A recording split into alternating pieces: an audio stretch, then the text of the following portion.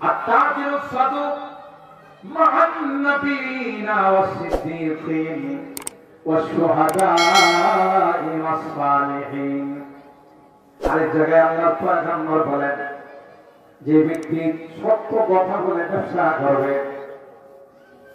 আত্তাজিরুস সাদুক আল আমিন আমানতদারির সঙ্গে যারা ব্যবসা করবে আল্লাহর হাবিব বলেন মিথ্যা আশ্রয় নেয় না, কোনদিন মিথ্যা কসম খায় ব্যবসা করে না, হালাল ভাবে ব্যবসা করে, আমানতদার হিসাবে ব্যবসা করে।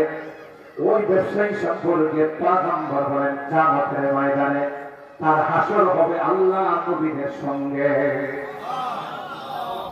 সিদ্দিকীনদের সঙ্গে, দিনের জন্য যারা শাহাদাত বরণ করেছেন তাদের সঙ্গে তার হাসর হবে, শহীদ যারা সালেহীন যারা তাদের সঙ্গে হাসর।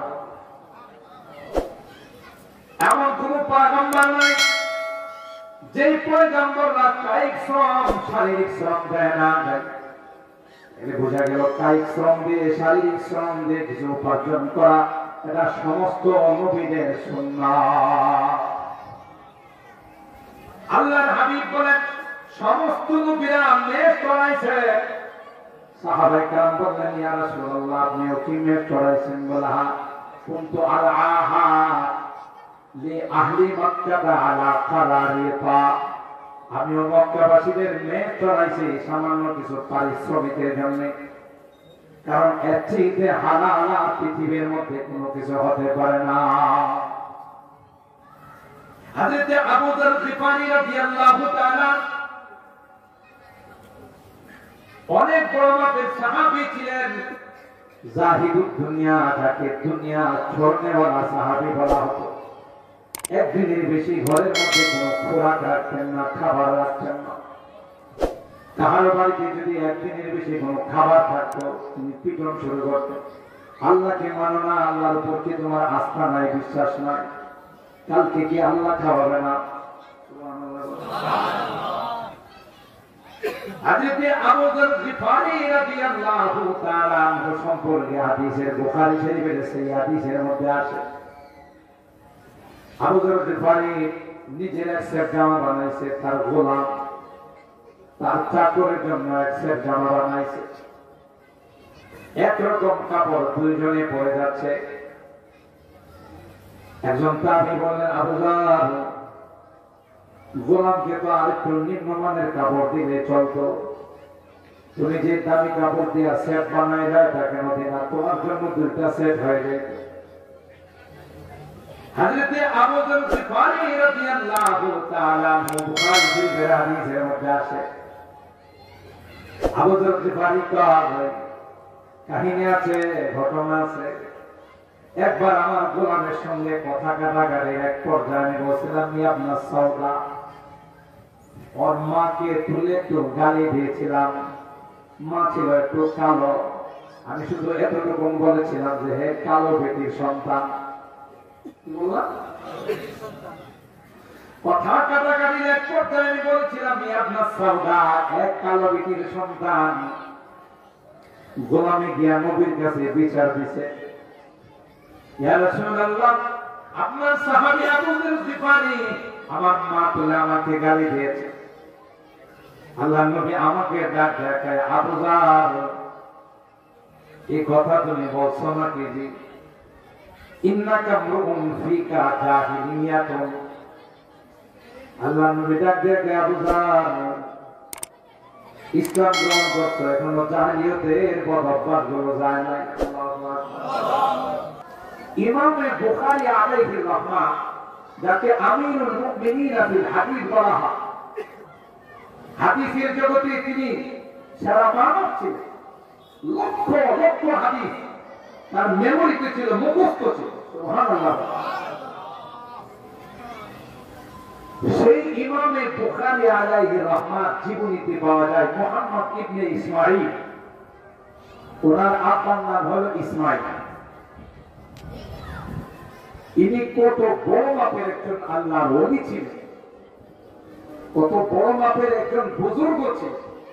মৃত্যুর সময় তার আশপাশে যারা ছিল তাদেরকে তিনি বলতেছেন লা আ'লাম ফি জামি'i মালি দিরহামান মিন সুবহাতি, আমার জীবনের টোটাল ইনকামে কোনো হারাম তো দূরের কথা, কোনো অবৈধ পয়সা তো দূরের কথা, যেই টাকাটার মধ্যে বিন্দু পরিমাণ সন্দেহ হয় যেটা হালালও হতে পারে হারামও হতে পারে, আমি সেই টাকাটা আমার পকেটে ঢুকাই।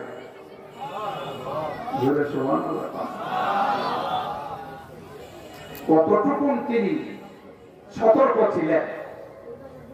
সন্দেহ এটা না যায় নয় যে এটা কোন জায়গা থেকে আসছে, এটা হালাল না হারাম ক্লিয়ারলি জানা যাচ্ছে না। তিনি বলেন না, এটা ওলামায়ে কেরাম জানেন, এটা হলো বাইনাহুমা মুস্তাবিহাত লা ইয়ালামুহুন্না কাসীরুম মিনান নাস। এই টাকাটা পর্যন্ত আমার পকেটের মধ্যে আমি ঢুকাই নাই, কেন? যদি এটা হারাম হয় তাইলে তো আমার ভিতরে হারাম পয়সা ঢুকে। এতটুকুন সতর্কতা অবলম্বন করার কারণে আর তার স্ত্রী ইমামে বুখারীর মা এতটাই তিনি পর্দানশীল ছিলেন, এতটাই আল্লাহওয়ালি ছিলেন, যাকে মুস্তাজাবাতুদ দাওয়া বুজুর্গ বলা, আল্লাহওয়ালি বলা হয়।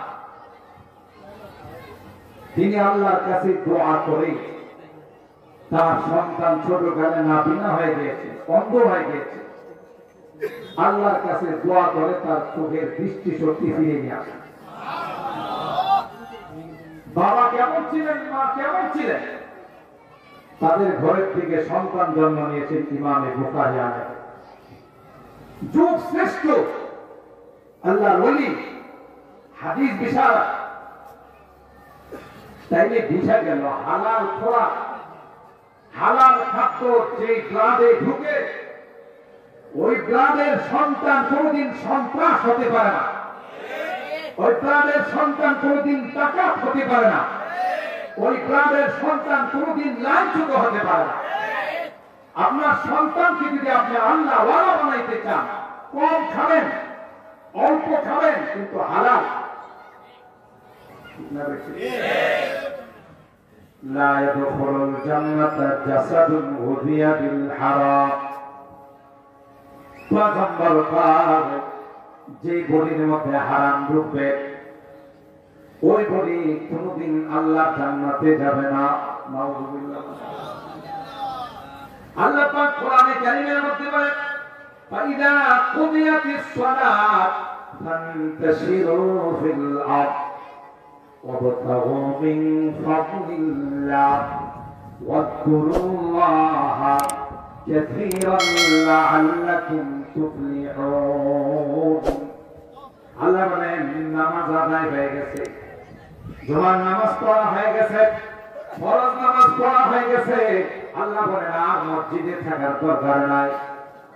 তুমি তোমার হালাল রিজিকের জন্য, পবিত্র খাবারের জন্য, তুমি রিজিক তালাশ করার জন্য জমিনে ছড়িয়ে পড়ে যাও, তোমার কর্মস্থলে তুমি চলে যাও, ওখানে গিয়ে তুমি হালাল রিজিক তালাশ করো। আবার যখন আমি ডাক দেব, আবার মসজিদে এসে তুমি হাজিরা দিবা। আল্লাহ ডাক দেয়া, কই বান্দা, মাঝখানে যে তুমি হালাল রিজিক তালাশ করার জন্য গেলা, মাঝখানে তুমি ব্যবসা করলা, মাঝখানে তুমি চাকরি করলা, মাঝখানে তুমি খেতে খামারে বাগানে কাজ করলা। আল্লাহ ডাক দেয়া, কই বান্দা, যদিও বাহ্যিক দৃষ্টিতে এটা দুনিয়ার মনে হয়, কিন্তু আমি আল্লাহ তোমার আমল নামায় এটা ইবাদত হিসাবে লিখে দিব। এটা ইবাদত, কারণ তুমি হালাল পন্থা, হালাল ভাবে তুমি উপার্জন করো। আর তাজিরুস সাদুক মা'আন নাবিয়িনা ওয়াস সিদ্দীকিন ওয়াস শুহাদা'i ওয়াস সালিহিন। আরেক জায়গায় আল্লাহ পয়গম্বর বলেন, যে ব্যক্তি সত্য কথা বলে ব্যবসা করবে, আত-তাজিরুস সাদুক আল আমিন, আমানতদারির সঙ্গে যারা ব্যবসা করবে, আল্লাহর হাবিব বলেন, মিথ্যার আশ্রয় নেয় না, কোনদিন মিথ্যা কসম খায় ব্যবসা করে না, হালাল ভাবে ব্যবসা করে, আমানতদার হিসাবে ব্যবসা করে। ওই ব্যবসায়ী সম্পর্কে পয়গম্বর বলেন, কিয়ামতের ময়দানে তার হাসর হবে আল্লাহ নবীদের সঙ্গে, সিদ্দিকীনদের সঙ্গে, দিনের জন্য যারা শাহাদাত বরণ করেছেন তাদের সঙ্গে তার হাসর হবে, শহীদ যারা সালেহীন যারা তাদের সঙ্গে হাসর। এমন কোন পয়গম্বর নাই যে পয়গম্বররা কায়িক শ্রম শারীরিক শ্রম দেয় না। এতে বোঝা গেল কায়িক শ্রম দিয়ে শারীরিক শ্রম দিয়ে কিছু উপার্জন করা এটা সমস্ত নবীদের সুন্নাত। আল্লাহর হাবিব বলেন সমস্ত নবীরা মেষ চড়াইছে। সাহাবায়ে কেরাম বললেন ইয়া রাসূলুল্লাহ আপনিও কি মেষ চড়াইছেন? বলা কুনতু আলআহা লি আহলি মক্কা আলা কারারিতা, আমিও মক্কাবাসীদের মেষ চড়াইছি সামান্য কিছু পারিশ্রমিকের জন্য, কারণ এর চেয়ে হালাল পৃথিবীর মধ্যে কোনো কিছু হতে পারে না। হযরত আবু যর গিফারী রাদিয়াল্লাহু তাআলা অনেক বড় মাপের সাহাবী ছিলেন, জাহিদুদ দুনিয়া, যাকে দুনিয়া ছোড়নেওয়ালা সাহাবী বলা হতো। একদিনের বেশি ঘরের মধ্যে কোনো খোরাক রাখতেন না, খাবার রাখতেন না। কাহার বাড়িতে যদি একদিনের বেশি কোনো খাবার থাকতো তিনি পিটন শুরু করতেন, আল্লাহকে মানো না, আল্লাহর উপর কি তোমার আস্থা নাই, বিশ্বাস নাই, কালকে কি আল্লাহ খাওয়াবে না? হযরত আবু যর গিফারী রাদিয়াল্লাহু তাআলা আনহু সম্পর্কে হাদিসের বুখারী শরীফের সেই হাদিসের মধ্যে আসে আবু যর গিফারী নিজের এক সেট জামা বানাইছে, তার গোলাম তার চাকরের জন্য এক সেট জামা বানাইছে। একরকম কাপড় দুইজনে পরে যাচ্ছে।